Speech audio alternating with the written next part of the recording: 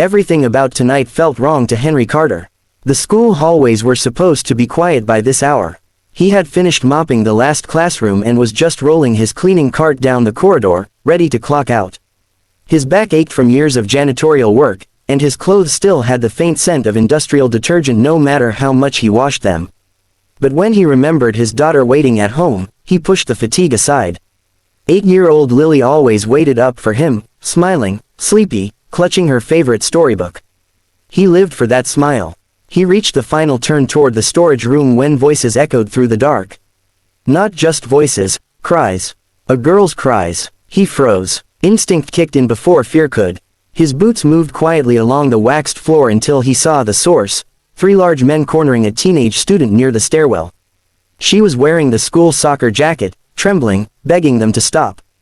"Daddy, please help her," Lily's voice rang in his mind. Those were the exact words she had said last year when a stray dog cornered a smaller one in the alley. He had stepped in then. He couldn't walk away now. Henry cleared his throat, stepping into the light. "Back off, now." The men turned. They weren't kids, grown adults, around 30, wearing masks and tactical boots. They definitely didn't belong here. One of them laughed. "Look at this, a janitor hero." Henry didn't respond. He simply positioned himself between the girl and the men. "She's a child. Leave her alone." "Move," another man ordered, reaching inside his jacket as though for a weapon. Henry's heart hammered, but his body moved like it had 1,000 times before, muscle memory from a life he never talked about. He grabbed the cleaning cart and shoved it hard. It crashed into the man's legs, sending him sprawling. Henry pivoted, dodging a punch, and delivered a swift strike to the ribs of the second attacker. They were surprised. He was too fast, too precise. The third man lunged with a knife. Henry snatched a broom handle and snapped it across the attacker's wrist. The blade clattered to the floor. A knee to the chest dropped the final threat. The whole fight lasted less than 20 seconds. The men groaned on the ground, shocked by the janitor who fought like a trained weapon. Henry's hands were shaking as he checked the girl. "You okay?" She nodded, crying, "They were waiting for me after practice." Thank you. "It's over," Henry whispered, though a sinking feeling told him it wasn't. These were professionals. They didn't come for no reason. Security rushed in, alerted by the noise. The men were taken away by police, still too dazed to explain themselves. The girl clung to him until her parents arrived. Henry slipped away before anyone could bombard him with questions. He just wanted to go home. The next morning, Henry walked Lily to school.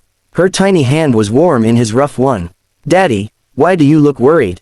she asked. "I'm always thinking. That's all. About me." She smiled. "Always about you." He dropped her off, gave her a kiss on the forehead, and headed to work.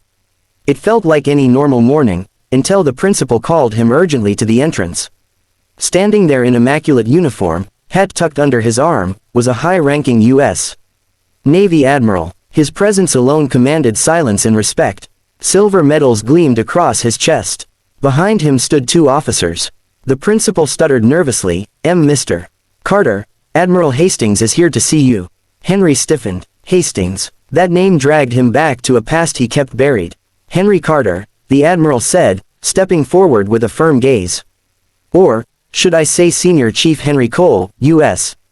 Navy, SEAL." The hallway fell into stunned silence. Henry's jaw tightened. "That man is gone. He died years ago." The admiral shook his head once. "Not to me, and not to this country." Henry swallowed, glancing around.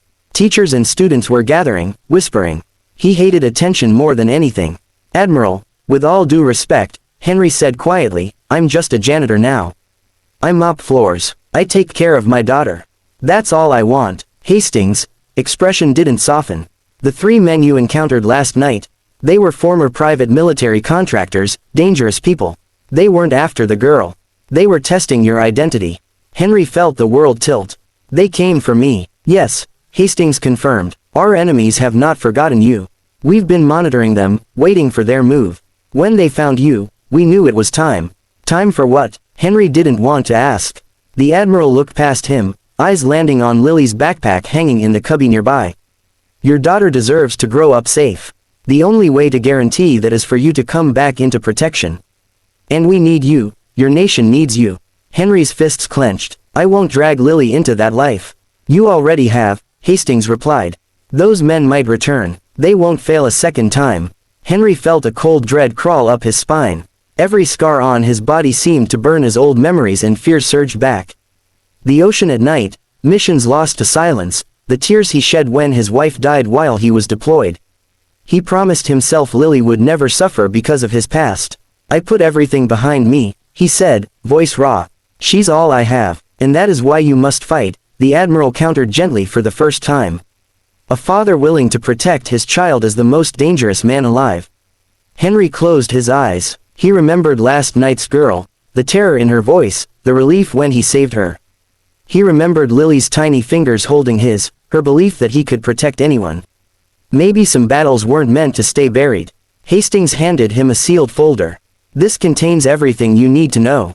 You'll have 24 hours to decide. We'll ensure your daughter's safety either way. The admiral saluted him, a salute Henry reluctantly returned, his arm moving with practiced precision he never forgot. Then Hastings turned, shoes striking the polished floor as he and his officers left the building, leaving behind a silence heavier than gunfire.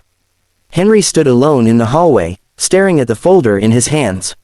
Lily's laughter rang from down the corridor, bright, innocent, full of life. He thought of those men returning. He thought of every night he wanted to forget. He thought of the man he used to be. Henry wasn't just a janitor. He had just been trying not to be a hero anymore. But sometimes, heroes don't get to choose. He looked toward his daughter, smiling at him proudly from the classroom door. And he knew his decision already.